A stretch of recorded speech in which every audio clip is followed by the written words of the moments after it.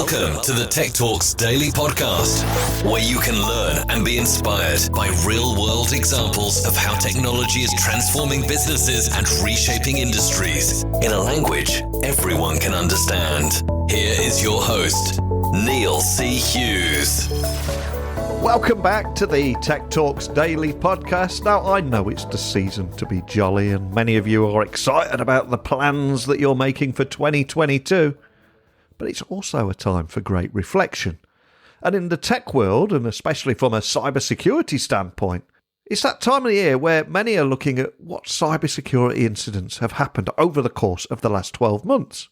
What new types of security risks have come about thanks to things like COVID and Brexit? How have they helped reshape that threat landscape?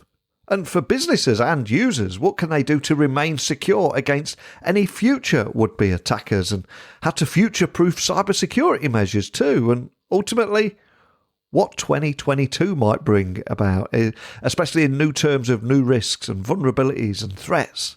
Now, I don't have the answers to those questions. I'm not going to pretend that I do, but luckily, I do know a guy that might. So I've invited Ilia Kolochenko from ImmuniWeb back onto the podcast, who you may remember is also on the Europol Data Protection Experts Network. So I think it's fair to say he's more than qualified to answer these questions, far more qualified than I am. So buckle up and hold on tight as I beam your ears all the way to Switzerland, where today's guest is waiting to come on the podcast once more and share his insights. So a massive warm welcome back to the show. I think we last spoke in May, but for anyone that missed our first conversation, could you just remind the listeners with a little about who you are and what you do? Sure, Neil. Thank you for having me here today. So my name is Ilia. I'm the chief architect and founder of ImmuniWeb. ImmuniWeb is a global application security company. We serve enterprise customers in over 50 countries. And in a nutshell, what we do, we help our clientele to simplify, to accelerate, and to cut cost of cybersecurity testing, compliance, and cyber defense. And the reason I invited you back on the podcast, of course, is we're at that time of year, the time of year where if you scroll down any news feed on any platform at all, everyone's talking about 2022, how to hit the ground running, how to transform their business, and also how to secure their business and monitoring trends that might dominate next year. And I know this is a subject very close to your heart, and you have been monitoring cybersecurity trends in UniWeb. So what are the biggest trends that you've seen this year? So I'd probably say that we didn't really observe any substantially new or novel trends. Okay. For example, we talk a lot about phishing attacks or ransomware that are rapidly growing in terms of frequency, and also I would say their complexity is also becoming, a problem because cyber criminals are smartly and perfidiously adopting their hacking techniques and exploitation vectors, to make their intrusion campaigns more successful.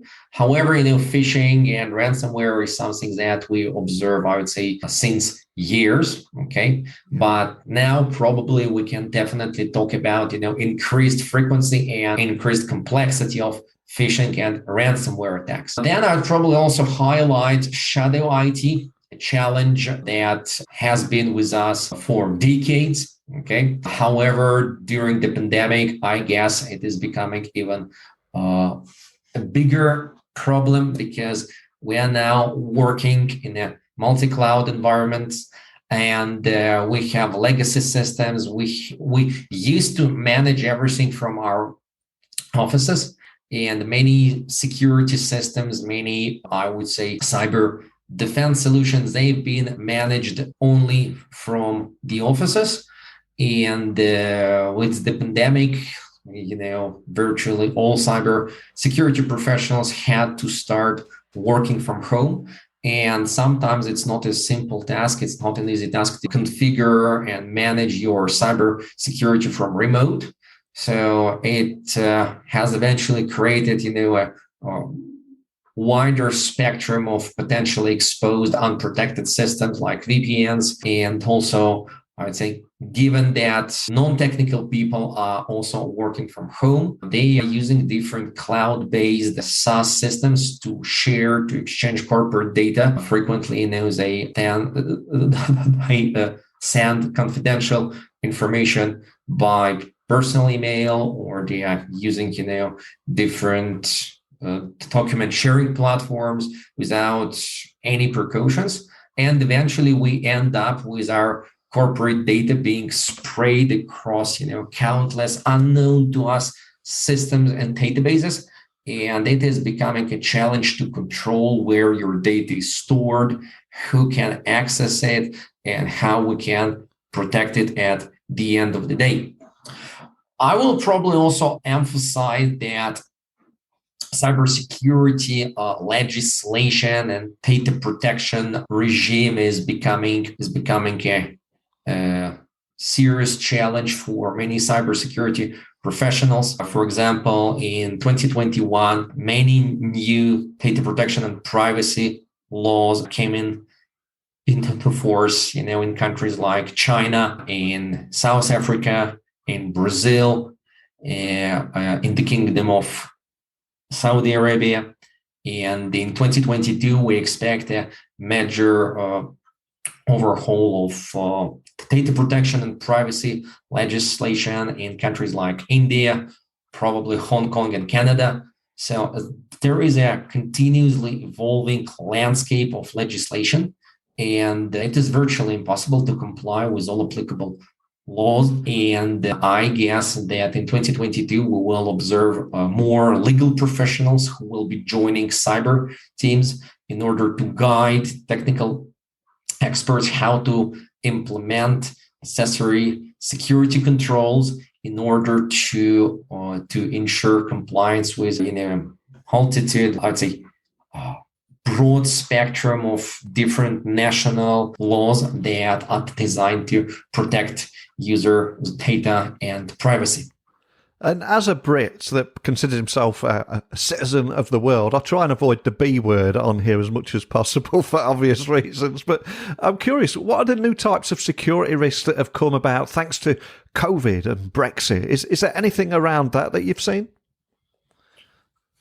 I would probably say that I don't think that Brexit has brought substantially new risks. Of course, it may hinder, for example, cooperation and collaboration with different European institutions, spanning from schools and universities to law enforcement agencies.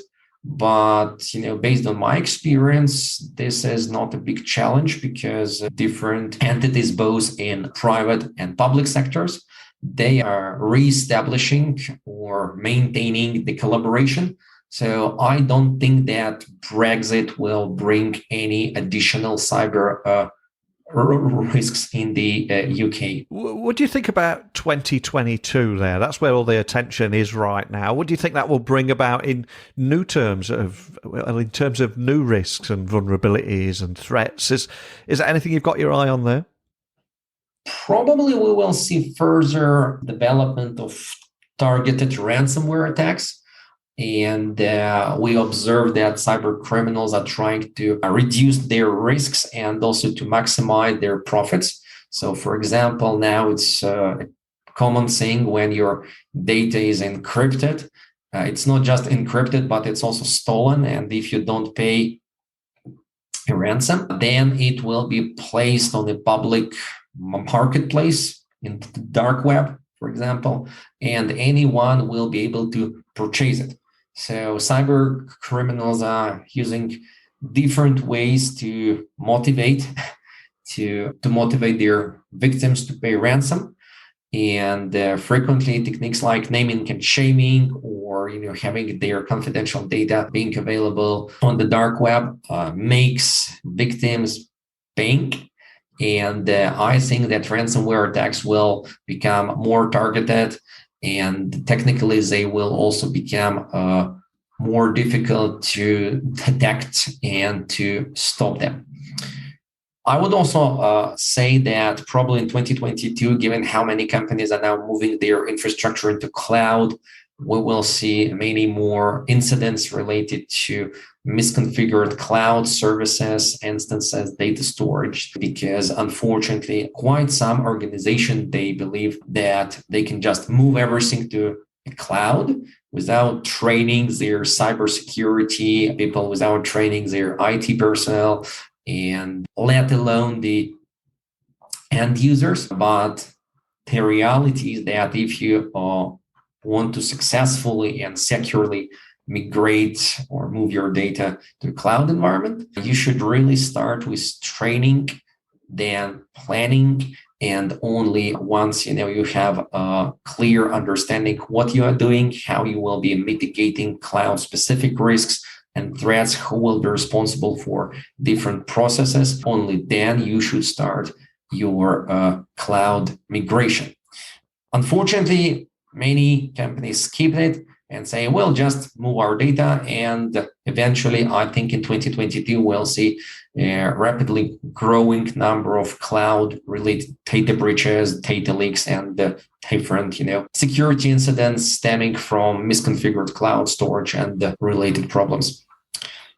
I think it will also be interesting to see how different businesses around the globe will be adopting their, internal policies and strategies to manage, for example, personal data.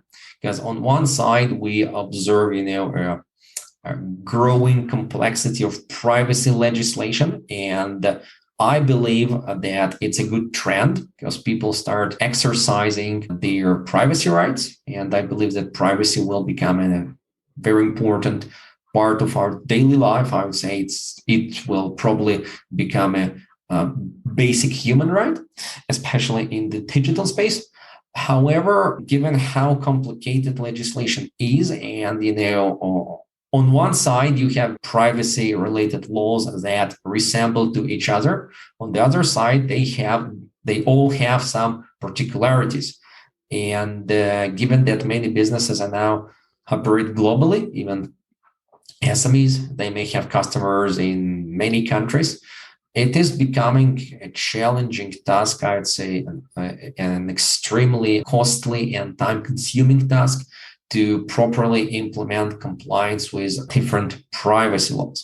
So I'm just curious what will happen, because we start seeing privacy professionals and DPOs saying we prefer to leave, certain countries. We prefer to pay a penalty, but we don't have, technical and financial capacity to properly comply with all laws and regulations. It is also interesting to see how, for example, GDPR will evolve, because, we are all talking about Schrems 2 decision. I won't be surprised if we'll have Schrems 3 and probably Schrems 4 decisions. So even, GDPR, that is one of the first, very important privacy laws. Even GDPR is continuously evolving.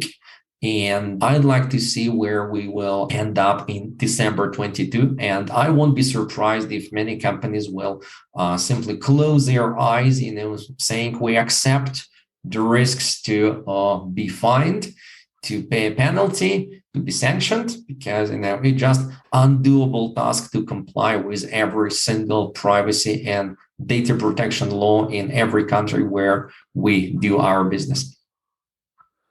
And we will have people listening all over the world, and a bit of a mixed bag, really. We'll have everyday users that spend most of their time online, as we all do, from multiple devices, and also business leaders wanting to protect their businesses. So whether you are a business or an everyday user, what is the best way that people can secure against would-be attackers in 2022, would you say? I appreciate it's a pretty big question, but are there any key points you could share?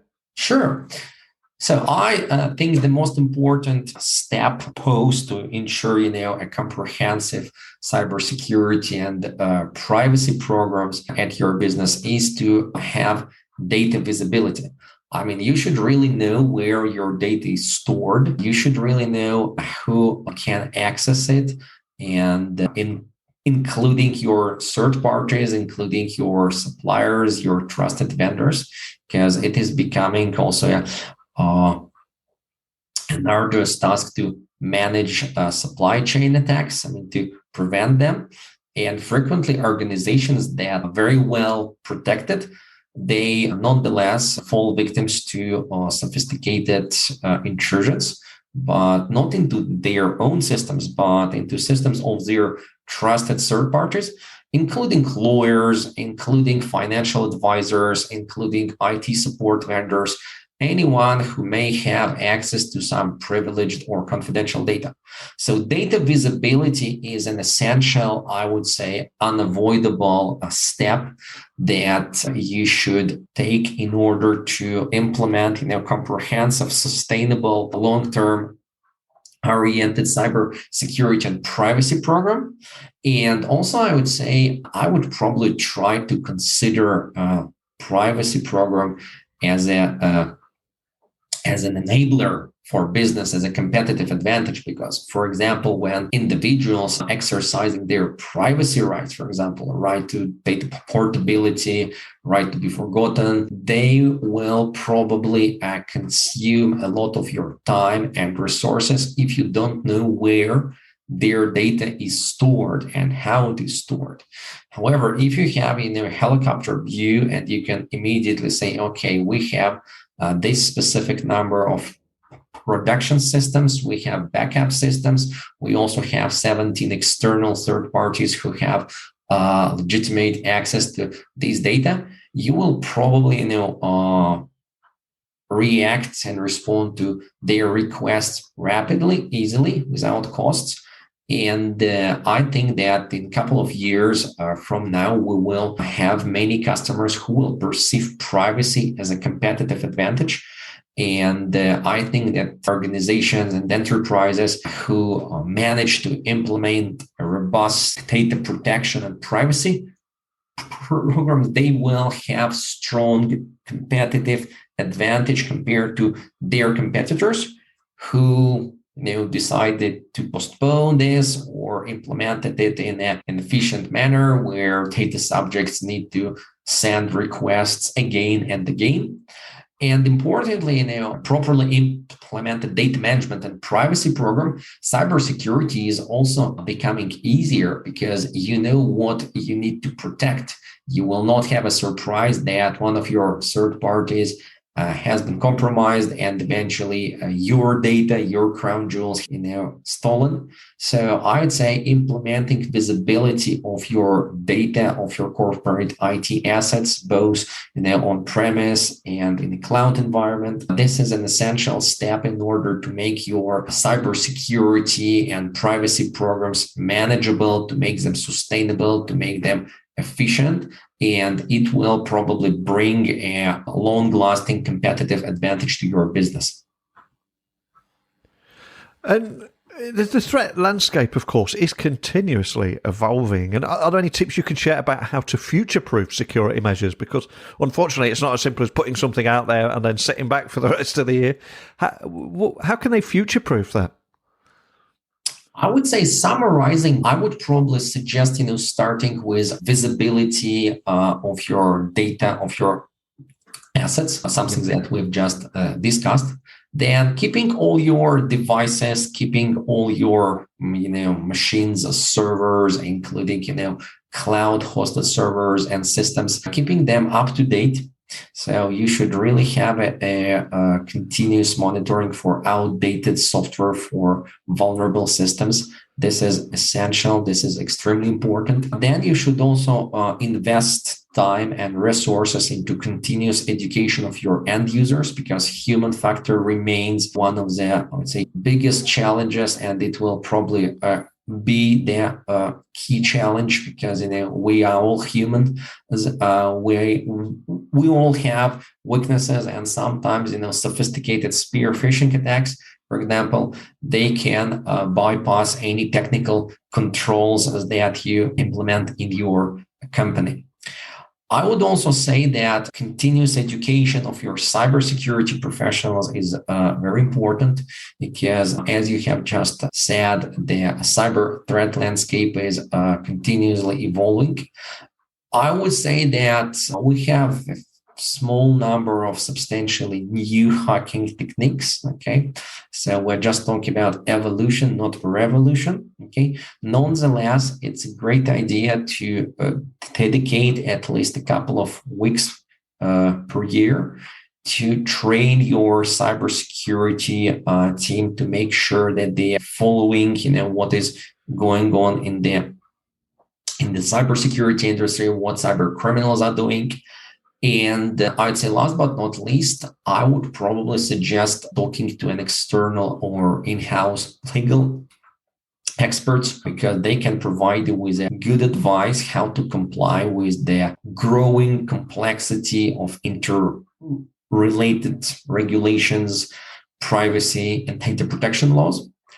And they can give you also valuable advice, for example, on how to negotiate and implement cybersecurity insurance, because we will definitely see that cybersecurity insurance business will struggle in 2022. Nonetheless, I guess that companies who are well prepared, to detect, to prevent, and to respond to different type of intrusions, different types of security incidents, they will definitely have good chances to obtain, I would say, comprehensive cybersecurity insurance for most frequent, most foreseeable incidents, thereby reducing the damage, reducing the costs.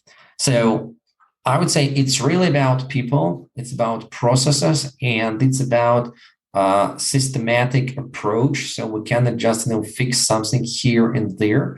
You really need to have a comprehensive, long-lasting cybersecurity strategy that will be enhanced and that's shaped by legal experts, that will be based on your people. And you should really invest into your team, because if you just thinking about technical controls, you can have great technical controls, but without people, everything will fail. So this is what I probably suggest for 2022.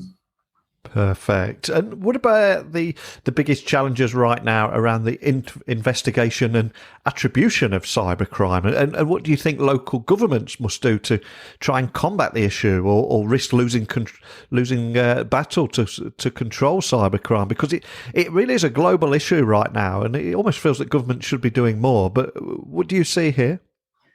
Well, I'd probably say that the battle is already lost. Yeah. However, it doesn't mean that the war is lost. What we observe now, that lawmakers around the globe, they are very concerned about privacy and data protection. And as I've already said, that's certainly a good trend. However, we should also consider, legislating in areas that can curb growing cybercrime. For example, we observe, even in the most developed countries, we observe that cyber units of law enforcement agencies are significantly, persistently underfunded. And, given that we also have a cybersecurity skills shortage, I think law enforcement agencies struggle to hire and to retain qualified cybersecurity experts. Digital forensics software and solutions are also becoming costlier every year. So I think lawmakers should consider increasing, I'd say, legislation that provide law enforcement agencies with broader power to investigate, while obviously taking into consideration privacy and human rights.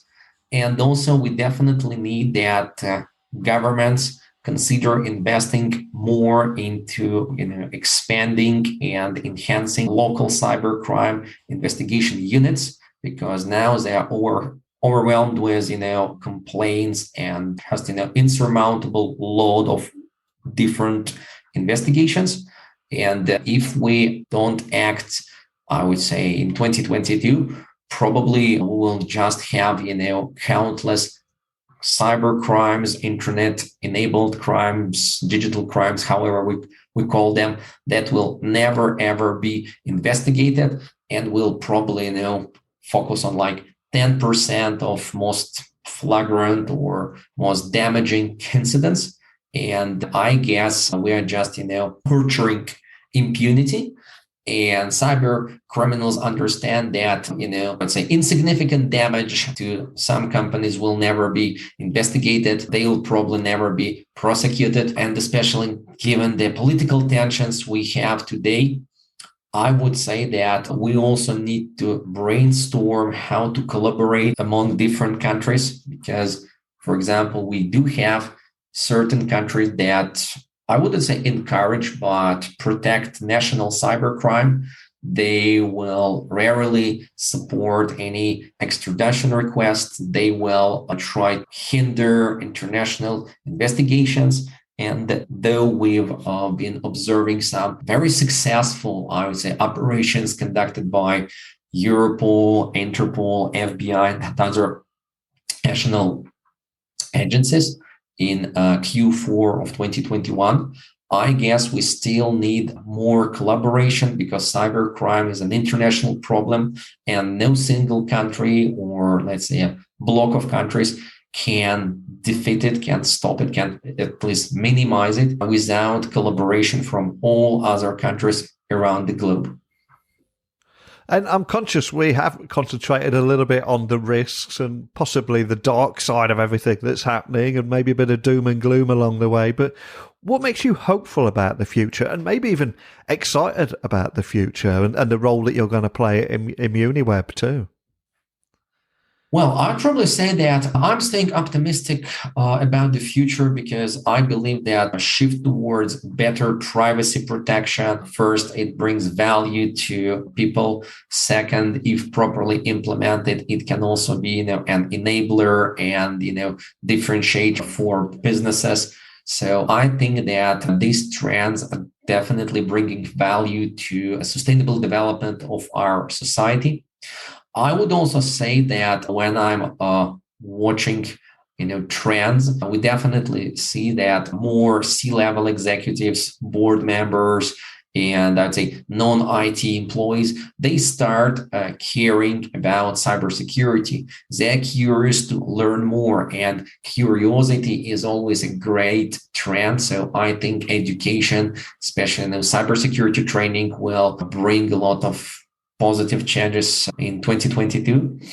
I also observe that technologies are enabling business, enabling growth, enabling, I would say, more developed countries to fight with poverty, with hunger, with inequality.